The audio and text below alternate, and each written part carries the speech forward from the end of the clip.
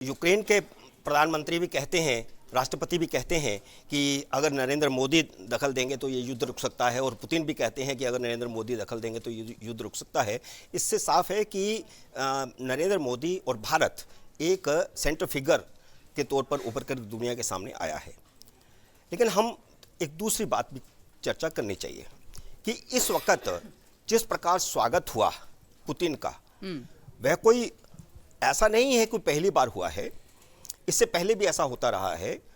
पिछली बार जब ट्रंप भारत में आए थे तो अहमदाबाद में तब भी एयरपोर्ट पर लेने के लिए उन्हें प्रधानमंत्री मोदी गए थे।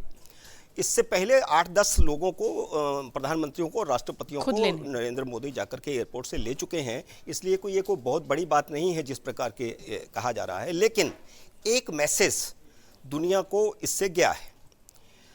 वो एक कहावत है ना हमारे यहाँ हिंदी में, 100 सुनार की 1 लुहार की।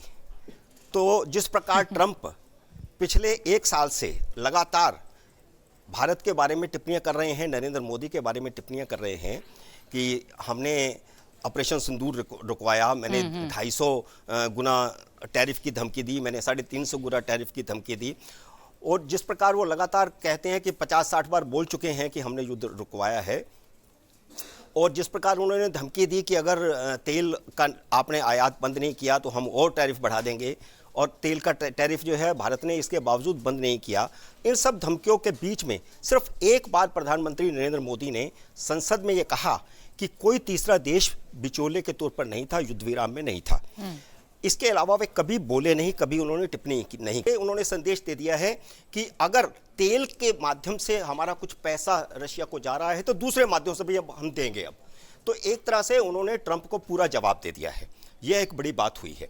दूसरी ये भी एक जो बात अभी समीर जी भी कर रहे थे कि क्या त्रिगुटा बन सकता है, इसकी चर्चा कम से कम मैं तो पिछले 15-20 साल से लिखता रहा हूं कि दुनिया में संतुलन के लिए अगर चाइना, भारत और रूस का त्रिगुटा बनता है तो वह एक बड़ी ताकत बन सकता है। लेकिन प्रॉब्लम यह है कि भारत की चीन के साथ दुश्मनी है, सेना सीमा का विवाद है, वह हल नहीं होता, और चीन बीच बीच में शरारत भी करता रहता है। उस वजह से भी सारी चीज़ें। लेकिन आप देखिएगा कि सेर्गेई जो विदेश मंत्री है रूस के, उन्होंने आते ही जो बयान दिया है, बल्कि उससे पहले ही उन्होंने बयान दे दिया कि हमारी चीन के साथ जो समझौता है वो असीमित है, और भारत के साथ भी ये सीमित कर सकते हैं हमें कोई आपत्ति नहीं है, कोई सीमा नहीं है। तो ये एक संकेत उन्होंने दिया, मीडिया को मैसेज दिया, देश को मैसेज दिया, दुनिया को मैसेज दिया कि हम भारत के साथ बहुत बड़े समझौते करने जा रहे हैं। और फिर वो हुए भी समझौते। 25 समझौते हो जाना कोई छोटी मोटी बात नहीं है। और ये संकेत जो है, हो सकता है कि इसका रिएक्शन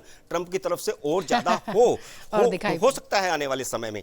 लेकिन भारत के प्रधानमंत्री नरेंद्र मोदी ने दृढ़ निश्चय कर लिया कि हम किसी के इशारे पर नहीं चलेंगे। और आप देखिए कि राष्ट्रपति पुतिन ने भारत आने से पहले भारत के एक चैनल को जो इंटरव्यू दिया, और उस इंटरव्यू में उन्होंने जो बातें कही हैं वो बहुत ही महत्वपूर्ण है। उन्होंने नरेंद्र मोदी की तरफ से, भारत की तरफ से दुनिया को बताया कि भारत वो भारत नहीं है कि जो ब्रिटिश का कहा जाएगा वो गुलाम था, पश्चिमी का गुलाम। और नरेंद्र मोदी जो कहते हैं वो करते हैं, और नरेंद्र मोदी किसी के आगे झुकते नहीं, ये पुतिन ने कहा। तो ये एक संकेत पुतिन ने भी मैसेज जो है ट्रंप को दिया।